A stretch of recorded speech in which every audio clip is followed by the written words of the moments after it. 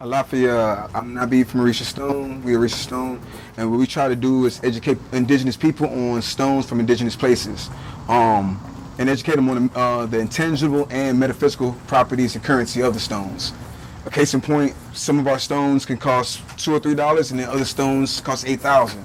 The only difference is when somebody goes and takes the stone out of the land, or whoever they are, they make up these little rules and everything else, but the stone don't cost none of that until they take it out the ground. So I really want to educate people on communication with other people in different lands, because every stone comes from a landmass that stone was designed to help those people. Whether it's Australia, Australian opal, Ethiopia, Ethiopian opal, or anywhere, everywhere. Dominican Republic, Haiti, they have Latimer. They're the only people in the world that have Latimer. That's just intelligent design, how the universe just puts certain things there to take care of its people and the indigenous people. And now you don't have to wonder why people spend most of their time trying to steal land. So we just try to put our own art to it. That's it. That was it. That's the clock. If y'all have any questions, ask him about them and talk about it. That was him trying to get as much information out in 60 seconds, teaching people to really be concise with their words and their ideas, being on the move while we're outside in this new change. So go. Any questions? Was that enough? Go ahead. Oh yeah. Can you explain what brings so much value to these stones and like what these 3 stones actually like represent? Man, contribute. That was an amazing one. These 3 stones are actually kind of dope. This is sapphire, this is blue sapphire, this is emerald, and this is ruby. This is Indian ruby. The thing that makes them the most is their rarity or their size. Most people don't really know what rubies look like, but this is actually an Indian ruby. All rubies aren't the clear ones. Some rubies look like this, actually. So when you're talking about money value or monetary value, they go by like 3 C's: cut, clarity, and color. This one is just where it's from. It's a big emerald. You don't see that many emeralds. Yeah. This is a sapphire. You don't see a lot of sapphires that size. And like I said, just think about that. If that one stone, the GLA certified out for like 8,000 and like 8,005 or something for one stone. But where did they get the stone from? They go take it from somewhere else. They got it out the ground for free, take it, fast it up and everything else, and they put it on the market. The cuts is probably what made the money and just that color of it. It's not clear one. If it was clear, I couldn't afford it. You know what I'm saying? Yeah. But these stones is the cut, clarity, and color. Now, Van J really put me up on that, but and just it's funny they get it out of the ground for free and they call it exploring. Yeah, that's what we really want. I want to point that out, man. Right. We can't point that out enough. The same people that will go and go in the graves and steal these stones and everything else, or go in the lands and steal these stones, call it exploring. The second one of us started doing is called looting. You know what I'm saying? This is indigenous. We want to teach indigenous people about the stones that come from indigenous lands. That you say, what does it represent? Now that was a good question. The 12 stones of Judah. Find out, because I can't do it justice in 5 minutes, but find out the 12 stones of Judah and find out each stone that represents the 12 stones of Judah, and find out where you stand on that. You see what I'm saying? Because it's said in the Bible, even in the Bible, in the basic instructions before leaving Earth, the Bible, basic instructions, it says the 12 stones will be the foundation of the New Jerusalem. Now you drop off 2 or 3 letters off of the J-E-R, and then you got the USA, and then the rest of it, just look at the center of the heart of it, the USA, the New Jerusalem. So the stones is everything, man. I mean, there's manifesting physically, manifesting, it comes in different forms, so currency.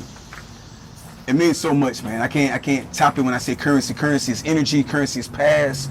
And back in the days, I told her they had quarry shells for money.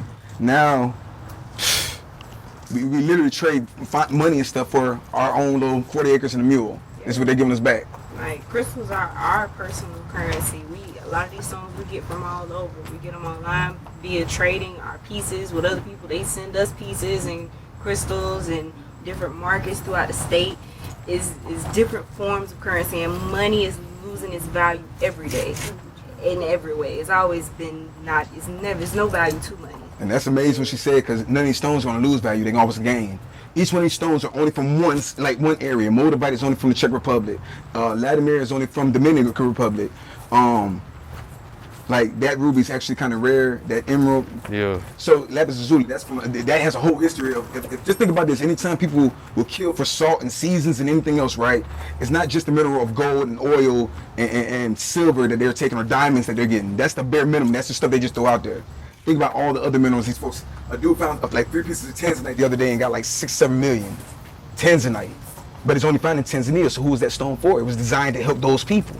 But after it's gone, it's gone. So that also increases the value, the rarity of the stone. Got you. Anybody else? I saw you were looking at the orgonite. Did you know what that was? Sorry. Yeah. No, I don't know what that is. Organites are they help reduce the amount of electromagnetic frequencies that come in contact with your body. Like with the new 5G towers that they're putting up, that emits a lot of radiation. So organites, shungite is a stone that you can keep on your person. If you have it on your person, it's going to reduce it. Organites, the way I build them, they help even if you're within the same radius of it. So if you're within the same radius, it is blocking the frequencies from coming to your body.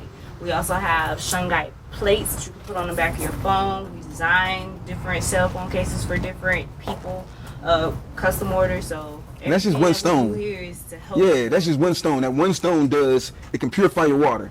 If they literally would take the stone to Detroit or Flint, Michigan and say, yo, we want to really clean up the community, start there, or New Orleans. That's one stone that if you look it up, this stone is millions of years old. This is one of the oldest minerals that can purify your water, which we should have a lot around us just in case they're poison in the air right now. That's why you got a mask on. What do you think is going to be next?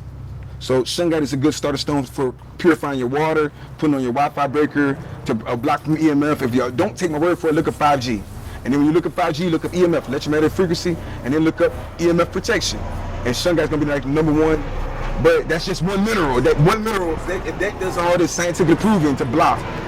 We don't do anything with the stones. The stone's gonna do what it's gonna do. We just put our art to it and try to teach people, educate people through our pieces, man. The stone's gonna do what the stone's gonna do anyway. So. Natural flame retardant. So people build it into the blankets that firefighters need. You just said something about quartz. You can't run nothing. Your cell phone, the cameras, none of that runs without quartz. So that just shows you that's a second stone. This one that we said basic, right? That runs everything. So, anybody else? Y'all have a favorite crystal? Anybody wanna?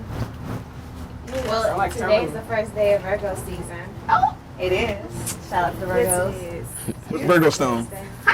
sapphire. And why is sapphire the Virgo stone?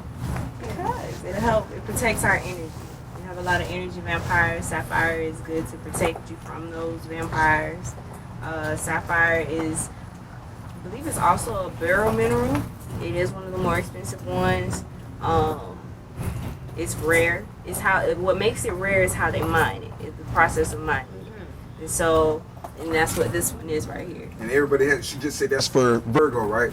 So each zodiac has that one stone that actually elevates you in different ways. Mine's aquamarine. Aquamarine helps me calm down, be cool, relax. You know what I'm saying? Because sometimes you got a lot of different energy. I'm an Aries, so you know how that goes. Oh, yeah. But each stone, they gave you a blueprint for which stone can actually help navigate you in life, really.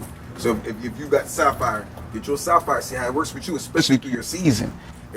Some stones, like I said, we already told you what quartz can do, shungite can do. One of my favorites is moonstone. Moonstone, amazing for manifestation. I say it all the time on Instagram, man. Rose quartz and moonstone does everything. Like as far as manifestation, if you're into hertz, frequency, manifesting, moonstone is amazing. It's so many minerals. Like that's just the top of it. For this name 3 and it's trillions. It's stuff that we haven't found yet. It's stuff we're not gonna find until the next meteorite hits. It's stuff that comes out. It's literally stuff that moldavite is tektite. Tektites aren't really crystals or minerals. They're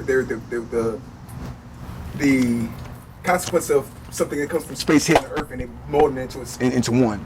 So you still have something that we can't lie and say we know everything about a mineral, but just understand that if you don't know about everything, imagine how much history is in studying it. They say that this right here came from, nobody knows where it came from. It came out of space, hit Earth. Now they put this in the emerald tablets. When they said emerald, they were saying emerald because the translation. But if you look at the translation in Hebrew, it says green stone that fell from the sky. Of course, when whoever wants to translate it can put it in whatever words they want to put it in. But when you look at, even in the Bible, Quran, I don't care what religion, it's all based on foundation stones. If you look at Muslims, they circle every day to do 5 prayers facing east to a big Kaaba. And inside this Kaaba is a tektite. Look it up. Do the research on it. So each mineral crystal is a currency in everything. And we're not just talking about money, it's energy and exchange and helping you guide you on your journey. So. When he was explaining emeralds at the time back in the day, emerald was known as any type of green stone. And so it could have been peridot. Yeah. It could have been anything. Emerald didn't even fall from but the sky. Anytime you study, when it comes to studying stones, you're not gonna find a lot of information. And that's why We want to study stones so much because anything they hide from you, that's what you should be searching for. All the bullshit they give you on TV and everything else, nah. But if you look at the Bible and the basics, the beginning of the Bible says that the new nation will be based on these 12 stones. I go back to that, and you look at each one of them, the 12 stones in Aaron's chest plate, and what did each one of these stones represent, and who did it represent? Those are big things. So it's we can't do it justice in 5 minutes, but each one of these stones, even hematite helps with the blood. Aquamarine helps with. You can do. And it's an above so below process with this too. You can also call things, do things. It's just knowing how to use your stones and as tools and not just pretty. Yeah. Right.